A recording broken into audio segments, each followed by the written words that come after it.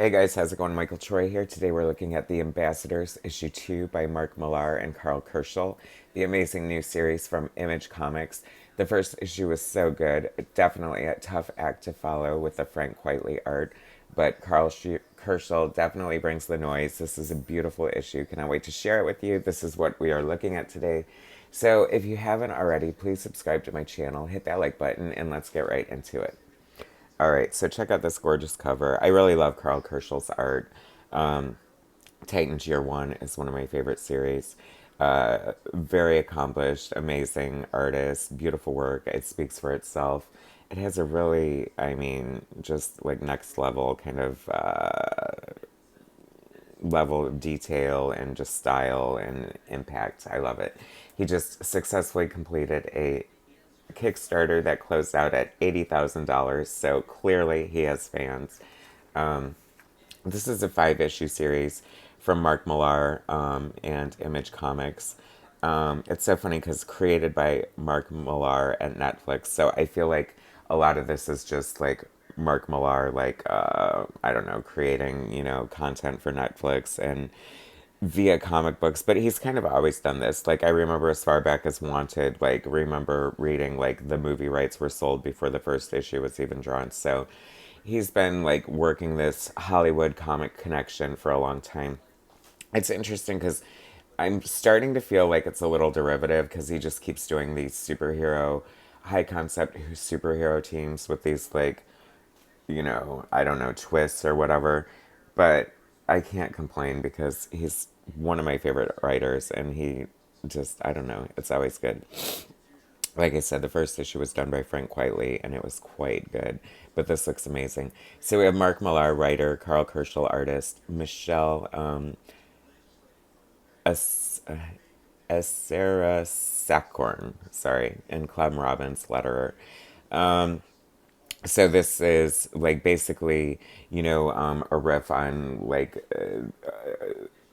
the United States and Russia like in competition trying to create the first Superman, and then Korea actually beats them to the punch via this scientist and her husband, but I don't know, they're kind of criminals or whatever. But so she creates superpowers and she's gathering a team of like worthy people, sort of a Willy Wonka. They actually use that comparison. Like, she's going to pass out the superheroes if you're worthy enough to have the golden bar. So she finds people, and then there's this kid in India who works at a phone store, and he selflessly sacrifices himself for the girl who he loves, who works in another store at the mall. And spoilers, whatever, like, she chooses him, and he's going to be the India representative. The art is so good, like very cinematic.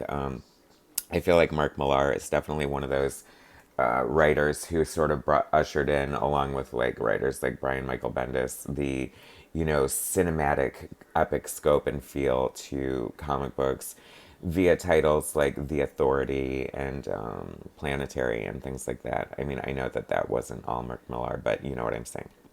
Anyway, my one issue with the art has nothing to do with the art, and it's the coloring. And this is a common complaint I have, and I actually talked to Dan DiDio about this and his Ancient Enemies. He purposely wanted it to be a bright superhero book.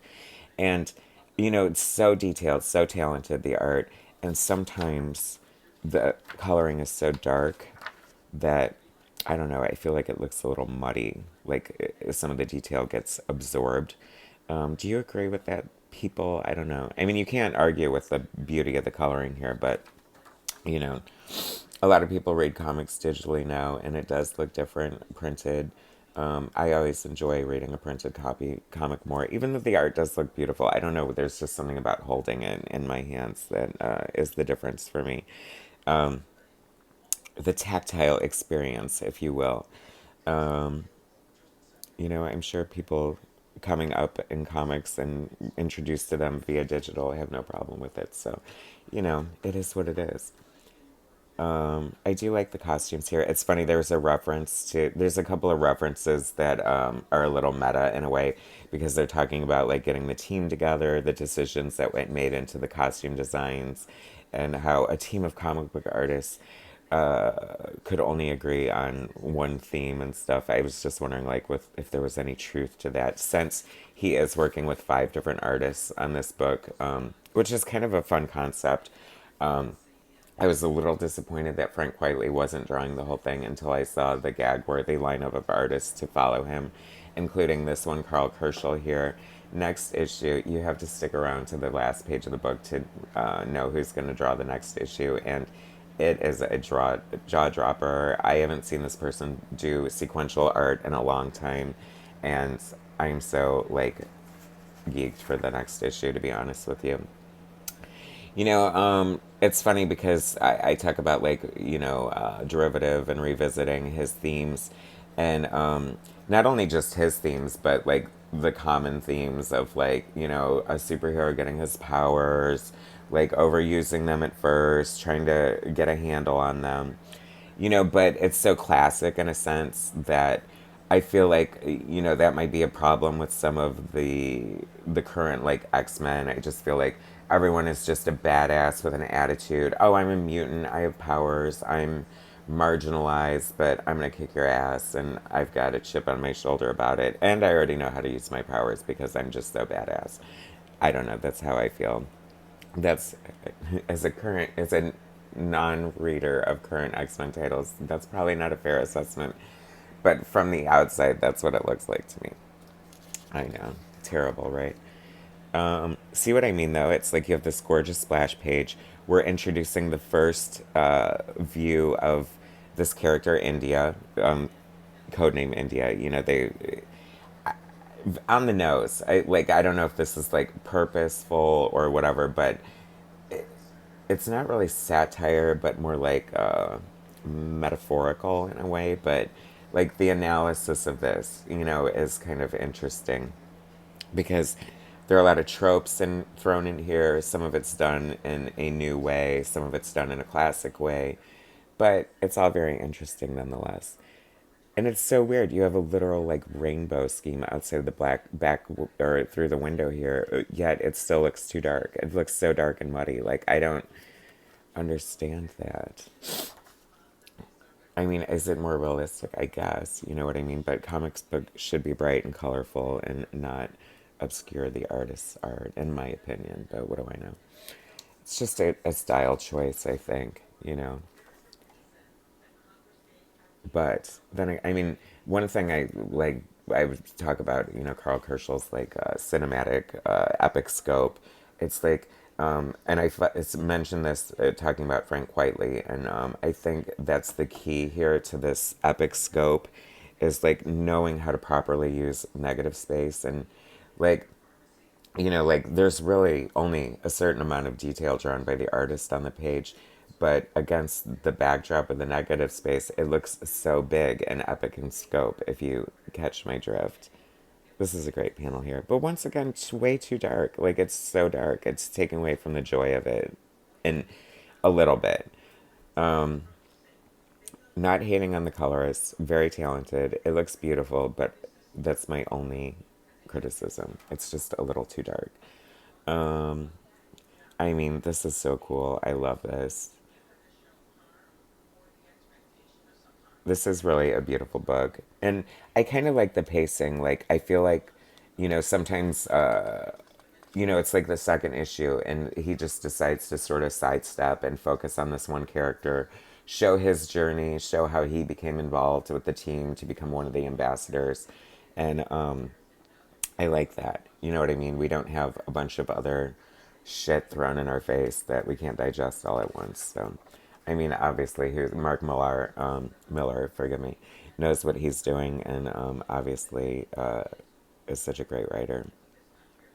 But I don't know. Sometimes I see little things that are just like, is that a little too tropey?